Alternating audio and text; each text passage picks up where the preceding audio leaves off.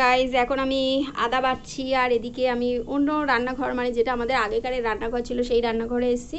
Tomato কাটা আছে, এখানে ঢ্যাঁড়স ভাজা হয়ে গেছে, পটল আলু ভেজেছি, এটা তরকারি করব। আর এই দেখো আমি কিসে রান্না করছি, দেখো এটা হচ্ছে কাঠের উনুন যেটাতে আমি রান্না করছি। আর এখন যেটা রান্না করছি সেটা হচ্ছে উচ্ছে আলু ভাজা।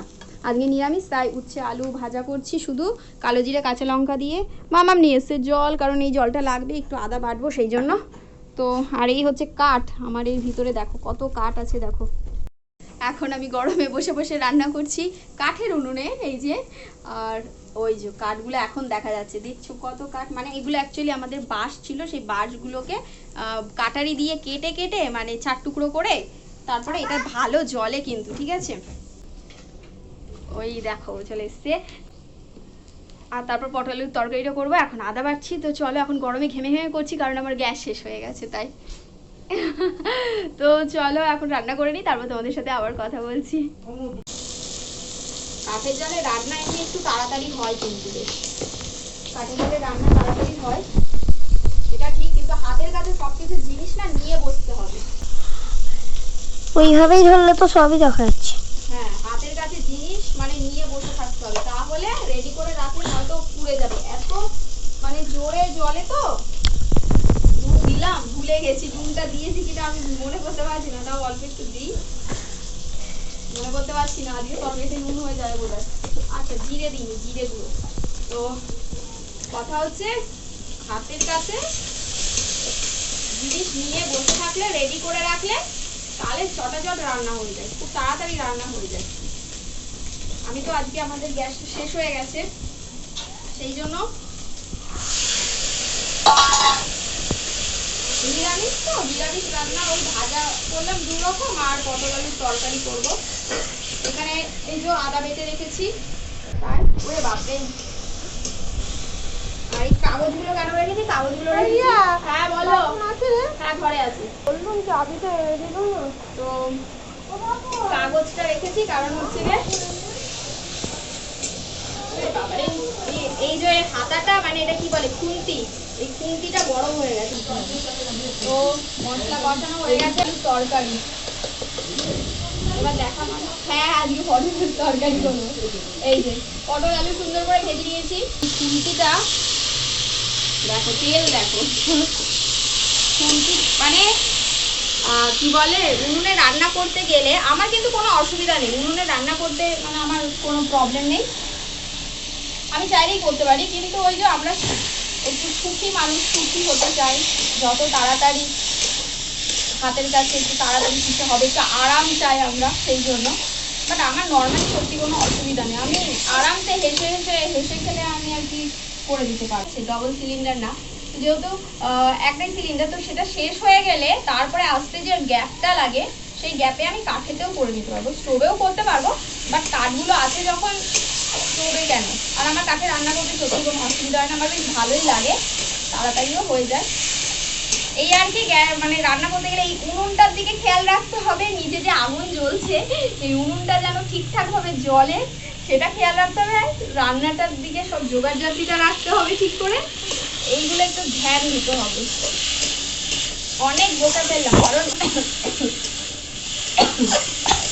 কারণ হচ্ছে গিয়ে যেহেতু আজকে এই যে এই ঘরটা দেখছো, এই ঘরটাতেই আমি কি বলে আমরা আগে এই ঘরটাতেই আগে আমরা রান্না করতাম। এখানে একটু জলটা উঠে যায়, এই প্রবলেম, সে আগেও তোমরা আমার ভিডিওতে দেখেছো জল উঠে যায়। তো দাও মামা, অনেকক্ষণ ধরে ক্যামেরাটা ধরে রয়েছে, এবার দাও আমাকে। এই রান্না হতে হতে তোমাদের সাথে একটা কথা শেয়ার করছি। তার আগে দেখো তোমাদের একটা কথা বলি, হাঁড়ির উপরে যে জিনিসটা দেখছো সেটা হচ্ছে জল গরম হচ্ছে, এখানে মেয়ের জন্য জল গরম করছি। আর এই যে উনুনটা তোমরা দেখতে পাচ্ছ এরও একটা কাহিনী আছে।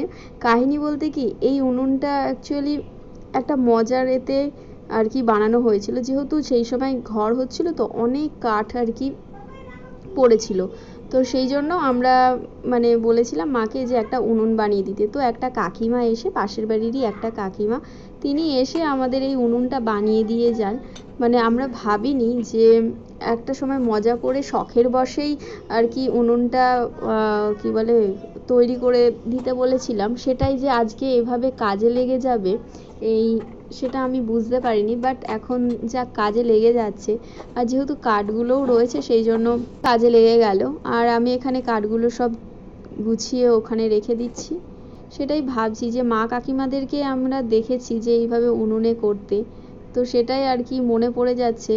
বয়সের সাথে সাথে আমিও কতটা ম্যাচিওরড হয়ে গেছি। একটা সময় এগুলো করতে এতটা ভয় পেতাম, কাছে যেতেই ভয় পেতাম, মা কোনোদিনও করতে দিত না। বাট এখন নিজে মা হয়ে গেছি, তাই নিজে যখন মা হয়েছি তখন অনেকটা দায়িত্ব কাঁধে এসে পড়েছে আর সেগুলো পালন করছি, ভালো লাগছে। তো আমার রান্নাবান্না মোটামুটি কমপ্লিট, সবে এখন ভাত হচ্ছে। আর ভাতের হাঁড়ির গায়ে আর কি কি বলে ওটাকে, কালি ঝুলি লেগে গেছে আর কি, কালি বসে গেছে। আগুনটা হচ্ছে, দেখো আগুন জ্বলছে, দেখছো? ব্যাস আমার ভাতটা হলেই হয়ে যাবে। সব কাঠগুলো গুছিয়ে ওই বস্তায় করে ওইখানে রেখে দিয়েছি, আবার রাত্রের পালা। তো এখন আমার রান্নাবান্না হয়ে গেছে। আজকে না আমি টিপ পরেছি, নর্মালি আমি এত বড় টিপ পরি না, তো যাক পরেছি। আর হ্যাঁ, আমার এই দেখো পটল আলুর তরকারি আমার হয়ে গেছে। একটু ঝোলঝোলি করলাম, কারণ ডাল তো খায় না নিরামিষের দিন, সেই জন্য আমি একটু পটল আলুর ঝোলঝোলি করলাম। আর ওখানে চাপা দেওয়া আছে ভাজাভুজিগুলো। আর এখানে আছে গরম জল, যেটা ভাতের হাঁড়ির ওপরে বসিয়েই আমার গরম জলটা হয়ে গেছে, কারণ মেয়ে হচ্ছে গিয়ে গরম জলে স্নান করবে আপাতত। আর একটুখানি বাকি। আর আমি ভাতের হাঁড়ির গায়েতে না তেল লাগিয়ে নিয়েছি, সেই জন্য কালিটা একটু কম পড়বে। আর যেটা পড়ছে দেখছো সেটাও মাজলে উঠে যাবে। এই আর কি একটু সমস্যা হয়, কালি ঝুলি হাতে লেগে যায়, তো মানে কালি পড়ে, তো সেগুলো একটু মাজতে অসুবিধা হয়। এটাই একটা সমস্যা এই কাঠের জালে রান্না করলে। তো সেটা আমি করে নেব, করতে তো হবেই, কিছু করার নেই, এর নামই হচ্ছে সংসার।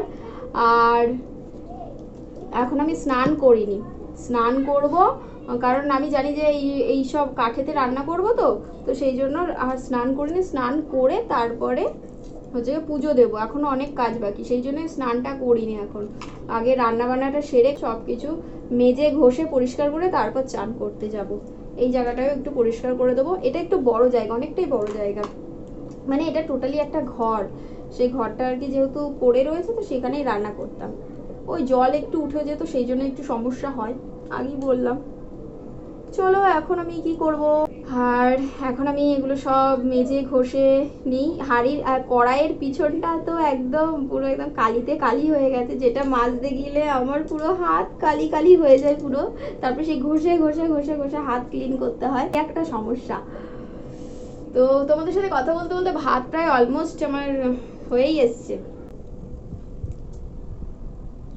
বৃষ্টি চলে এসছে, আর মেয়েকে দেখো পুরো ভিজছে। চলে আয়, হ্যাঁ কিছু বলছে, ঠান্ডা লাগছে, গেটটা দে, গেটটা দে। বাবা বলে কি আবার রিলস বানাও, গেটটা দে। আমার রান্না শেষ আর বৃষ্টিও চলে এসছে, এখন চান করব। গাড়িটা চাপা দিয়ে রেখেছে ওর পাপা, ও বেরোবে। দেখো ওর কাণ্ড, যা উফ বাবারে। তো এখন আমি খাওয়া দাওয়া আমার হয়ে গেছে, স্নান হয়ে গেছে, খাওয়া দাওয়া হয়ে গেছে, পুজো দেওয়া হয়ে গেছে, সব কিছুই হয়ে গেছে। এখন আমি দাঁড়া দাঁড়া, এখন আমি কি বল, তুই বলে রে না, তুমি কথা বলো। হয়ে গেছে আমার কথা বলা। আচ্ছা ওর ফোনে লাগে, চোখ চোখ হয়ে গেছে, চলো না। এই যে আমার ফোনের কভার নাও। দেখ মামা, আমি তো ভিডিও এডিট করার সময় ঠিক দেখতেই পাবো না, আমার চোখটা এমন টিপে ধরলো যে পুরো একদম এক মুহূর্তের জন্য মনে হলো যেন পুরো আমি ব্ল্যাঙ্ক দেখছি সব কিছু। এমনি আমার হয় কি বলে যাকে, আমার এমনি গোটা মোটা উঠে গেছে, মানে আর কি বলবো মুখেতে, আমাকে শান্তিভাবে থাকতে দেবে না।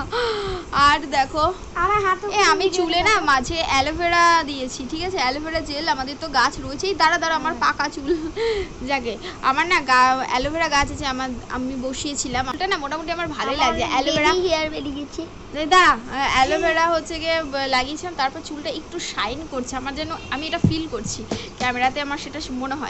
আর ভিডিওটা বড় করছি না, বাবা ওখানে পাশ দিয়ে সিগন্যাল দিচ্ছে।